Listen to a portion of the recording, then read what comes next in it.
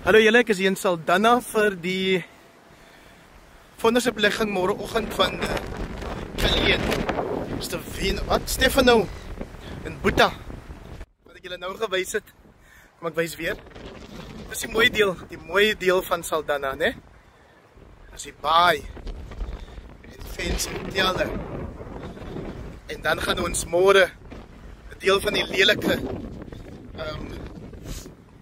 lelike kant van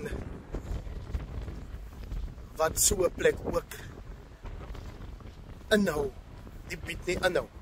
Soos 'n klomp van ons ander dorpe gaan ons môre ervaar wanneer hy hofsaak klaarmaak of at least die vondersoplegging klaarmaak.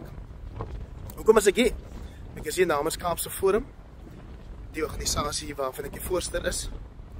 En ons is spesifiek hier dat daar 'n bietjie aandag geplaas word op die teenwoordigheid van tik in die hofsaak, hoewel dit nie in die hof soveel beklemtoon is nie. Dit was tik koppe, soos die mense sê, of tik gebruikers of tik verslaafdes wat skuldig bevind is aan mensenhandel en ontvoering vir die verdwyning van klein Jocelyn. So ons is hier om te sê, ons moet vir Jocelyn vind, of ten minste uitvind wat het met haar gebeur. En dan die tweede ding is, eintlik moet die tik is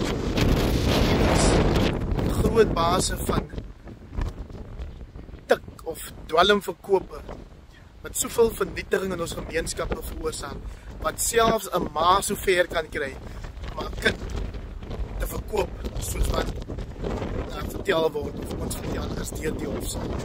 Wat dryf iemand op so te vat? Dis tik en die hof het nie genoeg oor tik gepraat nie. So ons moet nou oor praat, want dis vandag Kelly en Stefano en Boeta, en môre is dit iemand anders wat verskriklike daad pleeg, omdat hulle gedryf word deur hulle tik of hulle dwelmverslaafdheid. En dis net ons as breinmense wat daaroor kan praat. Dis nie ander gemeenskappe so worry soveel as wat dit ons is nie. So môre moet hy statement gemaak word. Tik is ook skuldig. Die tik dealers, die tik verkopers is ook skuldig aan dit wat met Jocelyn Smit gebeur het.